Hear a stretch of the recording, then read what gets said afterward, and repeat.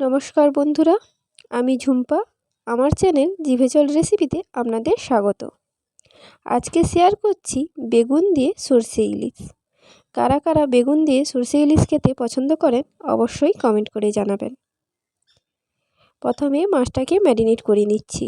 তার জন্য দিলাম সামান্য লবণ, সামান্য হলুদ গুঁড়ো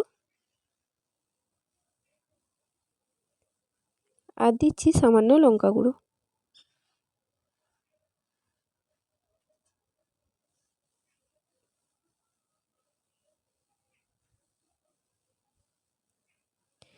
এবার মাছটাকে কিছুক্ষণ রেখে দেব।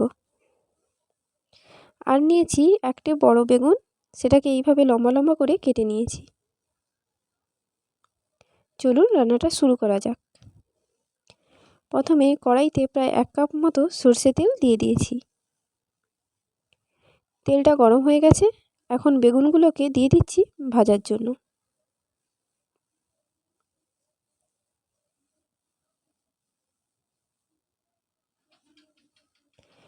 লাল লাল হয়ে ভাজা হয়ে গেছে, এখন আমরা এগুলোকে তুলে নেব। ওই একই তেলে দিয়ে দিলাম 1 চামচ মতো কালো জিরে আর কয়েকটা কাঁচা লঙ্কা। তারপর দিচ্ছি ম্যারিনেট করে রাখা ইলিশ মাছ।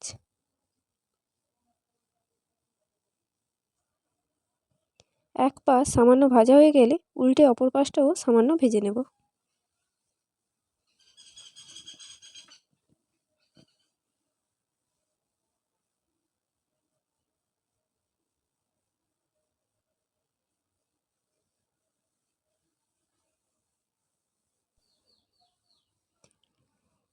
তারপর দিয়ে দিচ্ছি সর্ষে বাটা গুলে রাখা জল।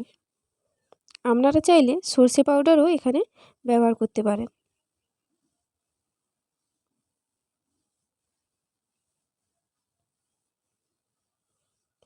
তারপর দিলাম সামান্য হলুদ গুঁড়ো আর সামান্য লঙ্কা গুঁড়ো।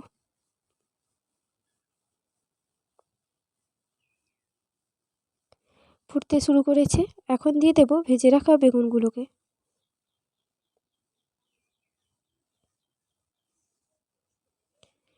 তারপর দিলাম পরিমাণ মতো লবণ। গাঢ় হয়ে গেলে দিয়ে দেব উপর থেকে কাঁচা সরষে তেল।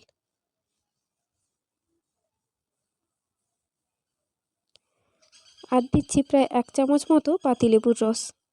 আপনারা চাইলে এটাকে স্কিপ করতে পারেন। রান্নাটা পুরো তৈরি হয়ে গেছে, এখন একটু নাড়াচাড়া করে এটাকে আমরা ওভেন থেকে নামিয়ে নেব। রেসিপি কেমন লাগলো অবশ্যই কমেন্ট করে জানাবেন। ভালো লাগলে লাইক আর শেয়ার করতে ভুলবেন না। আমার চ্যানেলে প্রথম ভিজিট করে থাকলে চ্যানেলটি সাবস্ক্রাইব করার অনুরোধ রইল।